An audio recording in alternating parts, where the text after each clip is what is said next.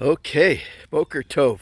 Gonna try this again. I almost went live and then my dogs ran through the electric fence. Sometimes they get so excited to follow me down the driveway that they race through the fence. And that's a problem. So I have to walk them back through the fence. And no, I don't take off their collar because I want them to really learn the consequences of those flags. Anyway, I wanted to write to you, speak to you, and to myself about a subject that's timely here. It's timely in two ways, or multiple ways probably, but two specific ways I'll mention. One is the times that we live in, and two is the specific time in the Jewish calendar, which is Tisha B'Av, the 9th day of the month of Av, which is essentially a day of mourning, a period of mourning. From the 17th of Tammuz, which was last Hebrew month, to now, we've been in a period of sort of building up to this day of mourning, this coming day of mourning, the Tisha B'Av. It's a day that's associated with many of the greatest catastrophes that have happened to the Jewish people ever, okay? Some people associate it with the destruction of both temples, of the Spanish Inquisition, and with other significant events in history that have really affected the Jews. I think Bar Kokhba revolt too.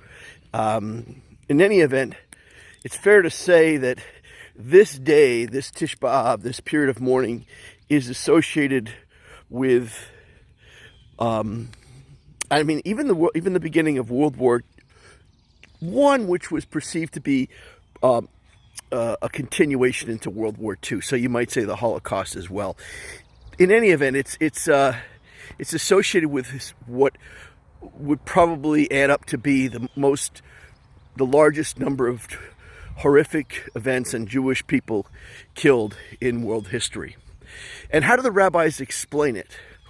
Well, they explain it kind of in the way that they explain the destruction of the temple. They explain it with something they teach about. There's a Hebrew expression, pardon me that I can't just say it for you off the top of my head, but baseless hate.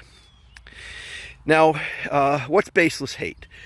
You might say, oh, you mean we're allowed to hate? Well, we're not supposed to hate either. But perhaps in some cases, you might make an argument that your hate is justified. If somebody were to hate Hitler, right? So, but there'd be a basis for that. But we're told in the Torah not to hate. But the ultimate hate is baseless hate. Now, somehow, if we don't do baseless hate, these horrible things won't happen to us. But who walks around baselessly hating anybody, right? So everybody feels justified in a way for their hate. And therein lies the nuanced lesson about baseless hate that some rabbis teach about, and that I think we should learn about. It's the kind of hate that's destroyed families, and it's destroyed the Jewish people at times, and it's destroyed nations, but it's certainly destructive in profound ways, and we're supposedly suffered consequences from God for our baseless hate. So, you know, if hate is against the law, and if baseless hate is even worse than justified hate, then and if we paid such a high price for this baseless hate, then it stands to reason that we should understand it. No? Right? So what I understand it is that people carry forward issues in their life. You've heard this in psychology, where people will talk about, an old wound, right? A scar. You triggered them, right? People carry forward things, and they apply anger that they have, or disappointment, or thwarted ideals, or other things, and they apply those strong feelings to future incidents, and they start to build up, and then people respond with that or act on that, and then they can trigger the same kind of effect in the other party, and then you get this spiraling set of consequences that come from baseless hate.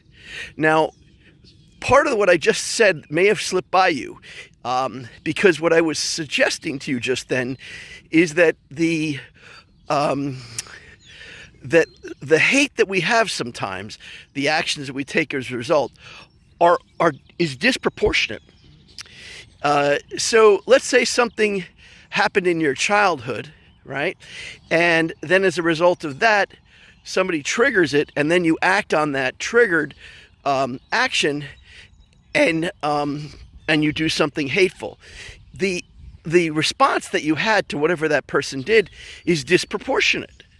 It is partly the result of what may be something worth being angry about, but it is exacerbated and exponentially enlarged because of other issues in your life. Okay? And so then you get this disproportionate level of hate, a la baseless hate. Okay? And there's stories in the Mishnah. There's stories about things that led to certain actions with Rome and the destruction of the temple that correlate to this whole concept of baseless hate, and are why the rabbis talk about it as having been the contributing factor to the destruction of the temple. And of course, with that, horrible, horrible things to the Jewish people, the nation. So there's a lot of good teachings on this subject. I would encourage you to dig some more into baseless hate and Tisha B'Av. If you put those two terms together in a Google search, I'm sure you'll find some very good things.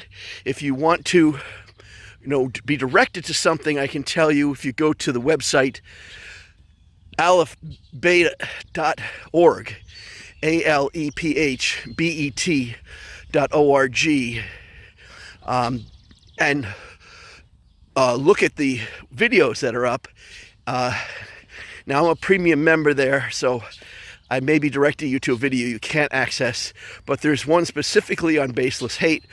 There are other non-premium videos that correlate to this that are probably going to click for you. I encourage you to learn about it.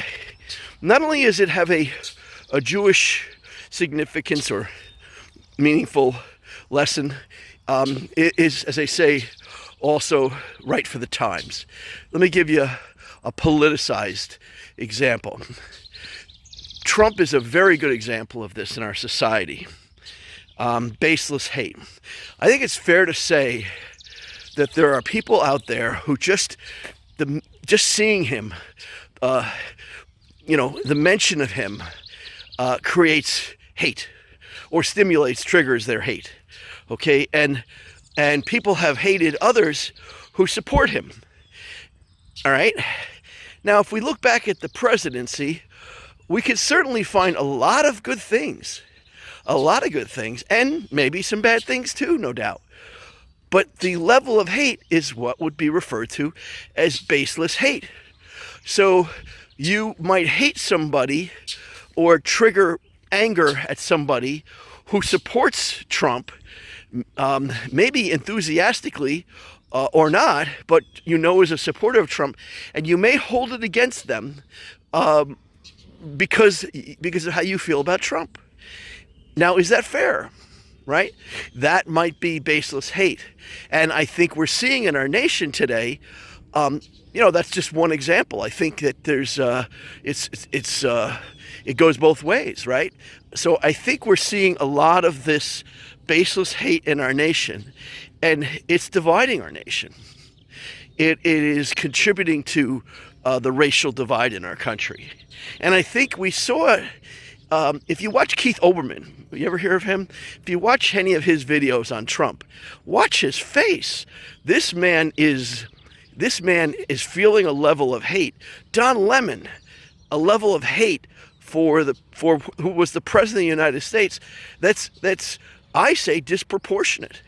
I say it's toxic. And I think that being in the position that the media has been in, and the amount of disproportionate, a la baseless hate that's been in the media has warped our country. It's destroying our nation. Okay, we are such a divided house right now.